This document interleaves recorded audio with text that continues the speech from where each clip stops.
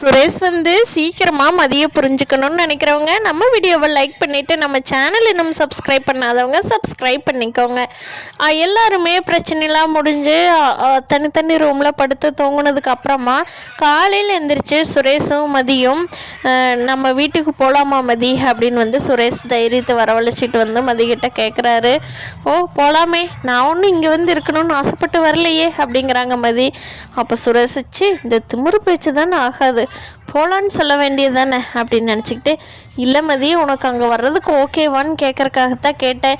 நீ ஓகே சொன்னீன்னா மாமாட்டையும் அக்காட்டையும் சொல்லிவிட்டு நம்ம கிளம்பிடலாம், அதுக்காகத்தான் கேட்டேன் அப்படின்னு சொல்லவும் மதி எனக்கு ஓகே, இங்கே எவ்வளோ நாளைக்கு இருக்க முடியும் அப்படிங்கிறாங்க. சரி உன் ட்ரெஸ் எல்லாம் பேக் பண்ணு, நானும் பேக் பண்ணிவிட்டு போய் மாமாட்ட அக்காட்ட சொல்லிவிட்டு கிளம்பலாம் அப்படின்னு சொல்கிறாங்க. சரி அப்படின்னு சொல்லிவிட்டு மதியம் அவங்க பேக்கெல்லாம் எடுத்து வச்சுட்டு கிளம்புறாங்க.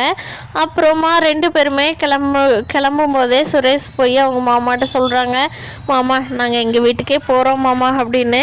ஏண்டா மாப்பிள்ள ஒரே நாளில் உன்னை அனுப்பிச்சி வச்சா நல்லா இருக்குமா? உன்னோட வாழ்க்கை ஆரம்பிச்சிருந்தீங்கன்னா கூட பரவாயில்ல, நீ அதுவும் எதுவும் பண்ணல, மண்டையில் காயை வாங்கிட்டு வந்திருக்கிற. எப்படி சுரேஷ் இன்னொரு 4 நாள் இருந்துட்டு போகலாம்? மதிக்கும் உங்கள் வீட்டில் இருக்கிறவங்க கூடவெல்லாம் கொஞ்சம் அன்கம்ஃபர்டபுளாக இருக்குமில்ல, ஒரு 4 நாள் ஆகட்டும் பழகிரும் அப்படின்னு சொல்லவும், இல்லை மாமா எப்படி இருந்தாலும் அது அவங்களும் மதியம் ஃபேஸ் பண்ணி தானே ஆகணும், அதனால் நான் வீட்டுக்கே கூட்டிகிட்டு போகிறேங்க மாமா அப்படின்னு சொல்லவும், ரேவதி ஏங்க அவன் போக்குலேயே விடுங்க, நீங்கள் எதுவும் சொல்கிறேன்னு ஐடியா கொடுத்து அவன் வாழ்க்கையை கெடுத்துறாதீங்க அப்படின்னு சொல்லவும், ஏண்டி நானாடி உன் தம்பி வாழ்க்கையை கெடுக்கிறேன், அவன் தெரியாத தாண்டி சொல்லி கொடுக்குறேன், நான் போய் சுரேஷோட வாழ்க்கையை கெடுப்பனா அப்படின்னு சொல்லவும், சரி நீங்கள் கெடுக்க மாட்டீங்க, அப்போ விட்டுருங்க, பிரச்சனைனா அவன் நம்ம வீட்டுக்கு டைரெக்டாக வந்துடுவான் அப்படின்னு ரேவதி சொல்லவும், சரி மாப்பிள்ள உனக்கு எப்போ என்னோட உதவி வேணாலும் ஃபோன் பண்ணு அப்படின்னு சொல்லி தங்கராஜ் சுரேஷையும் மதியம் அனுப்பி வச்சிடுறாங்க. அங்கே சுரேஷும் மதியம் காலையிலேயே அங்கே அவங்க வீட்டுக்கு போகிறாங்க. அப்போ இதை பார்த்து லக்ஷ்மி இருந்துக்கிட்டு, ஓ சுரேஷ் நல்லா இருக்கியா சுரேஷ், வா வா வா, ஒரு நாள் உன்னை பார்க்காம நேற்று நைட்டெல்லாம் எனக்கு அப்பாவுக்கு தூக்கம் கூட வரலடா, நீ என்ன பண்ணுறியோ நிம்மதியாக இருக்கிறியோ எப்படி இருக்கிறியோன்னு, நல்ல வேலை இன்னைக்கு நாங்களே ரேவதி வீட்டுக்கு உன்னை பார்க்கலான்னு நினச்சிட்டு இருந்தோம், பரவாயில்ல சுரேஷ் நீ ஏன் வந்துட்ட?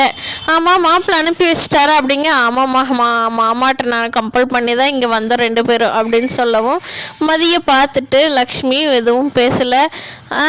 எல்லாம் மருமகன் போய் எல்லா வேலையை பாருங்க, ஏதோ ஒன்று பண்ணுங்க உங்கள் சௌரியத்துக்கு, யார் என்னங்கிறா அப்படின்னு சொல்லி ஒரு மாதிரி பேசுகிறாங்க. மதி கொஞ்சம் ஆத்திரம் வந்துடுது, ஏதோ பேச வர்றாங்க. அப்போ சுரேஷ் அதுக்கு முந்திக்கிட்டே, அம்மா இனிமேல் மதி எதுவும் பேசாதீங்க, நீங்கள் அப்படி பேசுகிறதா இருந்தாலும் எதுவாக இருந்தாலும் எங்கிட்ட பேசுங்க, நீங்களா இனிமேல் தயவு செஞ்சு பேசிடாதீங்க, ஆளுக்கு ஒன்று சொல்கிறீங்க, நான் யாருக்குன்னு சொல்ல முடியும்? இதே பிரச்சனை போலீஸ் ஸ்டேஷனுக்கு வந்ததுன்னா உங்களை தாம்மா திட்ட முடியும், வேறு ஒன்றுமே பண்ண முடியாது, அதனால் நீங்கள் எது பேசுகிறதா இருந்தாலும் அவகிட்ட பேசிடாதீங்க, அவகிட்ட பேசுனீங்கன்னா உங்கள் சுரேஷ் சப் இன்ஸ்பெக்டர் இல்லைங்கிறது ஞாபகம் வச்சுங்க அப்படின்னு சொல்லவும், லக்ஷ்மிக்கு பயமாயிருது. ஐயோ பையனுக்கு எங்கே வேலை போயிருமோ அப்படின்னு நினச்சிக்கிட்டு அமைதியாயிடுறாங்க. ராகவனும் மதியம் மேலையும் கீழையும் பார்த்துட்டு எதுவும் பேசாமல் நின்றுக்கிட்டாரு.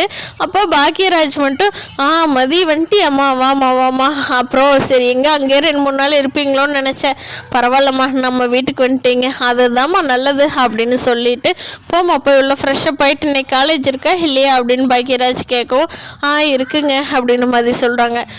போய் ரெடியாகு, நான் மலரை சாப்பாடு எல்லாம் சேர்த்து செஞ்சுட்டாலான்னு தெரியல, வைக்க சொல்கிறேன் அப்படின்னு சொல்லிட்டு மலரு அப்படின்னு சொல்லி கூப்பிட்றாங்க. அப்போ தான் லக்ஷ்மி சுரேஷுக்கு நெத்தியில் காய இருக்கிறத பார்த்தாங்க. ஐயோ சுரேஷ் நில்லு, என்ன நெத்தியில் இப்படி காயமாக இருக்குது, என்னாச்சுடா உன் மண்டையில் ஏதாவது கல்லை தூக்கி போட்டுட்டாளா, கொள்ளக்குது பார்த்தாலா, ஐயோ என்னாச்சுடா என் பையனுக்கு அந்த ராட்சசி என்ன பண்ணுனா அப்படின்னு கேட்குறாங்க. மதிக்கு பக்குன்னு ஆயிடுது. அப்போ சுரேஷ் சொல்கிறாரு, அம்மா ஒன்றும் இல்லைம்மா, நான் மாமா வீட்டில் ஸ்டெப் இருக்கிறது தெரியாமல் எடுத்து காலை வச்சுட்டேன், அப்படியே ஸ்லிப் ஆகி கீழே விழுந்ததில் அந்த ஸ்டெப்போட சைடில் இருக்கிறதுல தலை போய் அடிச்சிருச்சு அப்படிங்கவும், ஓ அப்படியா சுரேஷ், வேற ஒன்றும் தொந்தரவு இல்லையே அப்படிங்கிறாங்க. இல்லைம்மா அதெல்லாம் ஒன்றும் இல்லைம்மா அப்படின்னு சொல்லி சுரேஷ் சொல்லிட்டு ரூம்குள்ளே போகிறாங்க. அப்போ மதியம் இருந்துக்கிட்டு, ஓ பரவாயில்லையே அப்படிங்கிறாங்க. என்ன பரவாயில்ல? இல்லை உங்கள் அம்மா கிட்ட என்னை சொல்லுவீங்கன்னு நினச்சேன், ஆனால் நீங்கள் எதுவும் சொல்லலையே அப்படிங்கிறாங்க. ஆமாம், நான் எது எல்லாமே அம்மாட்ட சொல்லிடுவேன்னு அர்த்தமா? நீ என்னை பார்த்தா ஏதோ 1 2 விஷயம் சொல்லியிருப்பேன் தான், அதுக்காக நம்மளுக்கு நடக்கிறது எல்லாமேவா நான் போய் சொல்லுவேன்? அன்னைக்கு ஏதோ ஒரு ஆர்வத்தில் தான் மண்டபத்தில் அப்படிலாம் பிரச்சனையாயிடுச்சு, இன்னிலாம் எந்த பிரச்சனையும் வராது அப்படின்னு சுரேஷ் சொல்லவும், மதிக்கு சுரேஷை பார்த்துட்டு இவன் நல்லவனா இல்லை நல்லவன மாதிரி நடிக்கிறானா ஒன்றுமே புரிய மாட்டேங்குதே அப்படின்னு யோசிச்சுக்கிட்டு இருக்கிறாங்க. அப்போது மலர் வேகமாக ஓடி வந்து, சுரேஷு மதி 2 பேரும் வந்துட்டிங்களா அப்படின்னு சொல்லவும், சுரேஷ் அண்ணி ஆமாம் அண்ணி, அண்ணி எனக்கும் இன்றைக்கி லஞ்சுக்கு நீங்கள் தான் பேக் பண்ணணும், நான் சொல்லாமல் வந்துட்டேன் அண்ணி, இன்றைக்கி பேக் பண்ணிடுறீங்களா அப்படிங்க. என்னடா சுரேஷ் இதை போய் கேட்குறேன், 5 நிமிஷத்தில் பண்ணிடுவேண்டா அப்படின்ட்டு வேகமாக உள்ளே போகிறாங்க. அக்கா அக்கா அக்கா அப்படின்னு சொல்லி மதி கூப்பிட வர்றாங்க. மலருக்கு உண்மையிலேயே கேட்கல, உள்ளே போயிட்டாங்க. மதி வந்து போய் சரி நம்ம போய் ஃப்ரெஷ்ஷப் ஆகிட்டு இருந்தால் காட்ட பேசிக்கலாம் அப்படின்னு சொல்லிட்டு மதி போய் ஃப்ரெஷ்ஷப் ஆகிட்டு வந்து மலர்கிட்ட போகிறாங்க.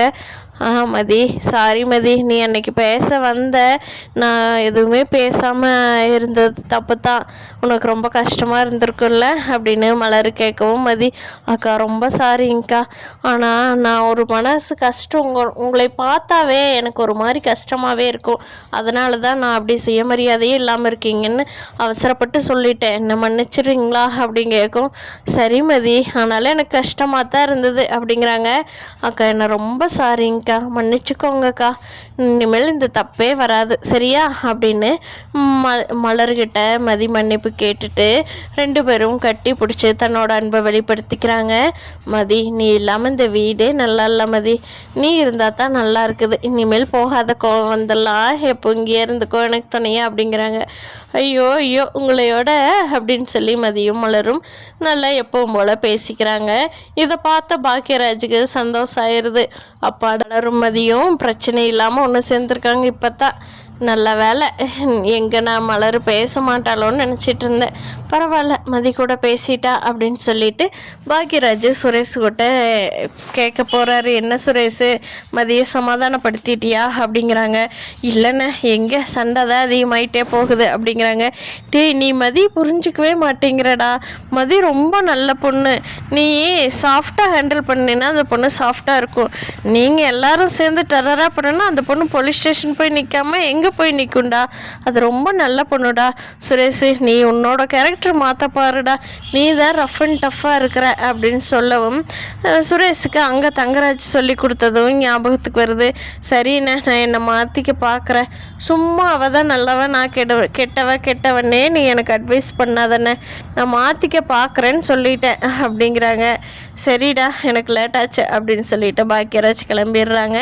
சுரேஷும் மதி எனக்கு லஞ்சுக்கு பேக் பண்ணி தர்றியா அப்படின்னு கேட்கவும் அப்படின்ட்டுறாங்க மதி. அப்போது மதியும் பேக் பண்ணி தராங்க. சுரேஷ் எடுத்துகிட்டு போகிறாரு.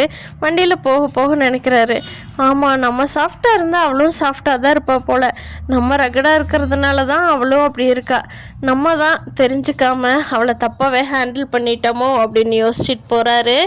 அவர் இதே மாதிரியே மதியும் சுரேஷும் சீக்கிரமாக ஒன்றும் சேரணும்னு நான் நினைக்கிறேன். நீங்கள் என்ன நினைக்கிறீங்கன்னு கீழே கமெண்ட் பண்ணுங்கள். தேங்க்யூ.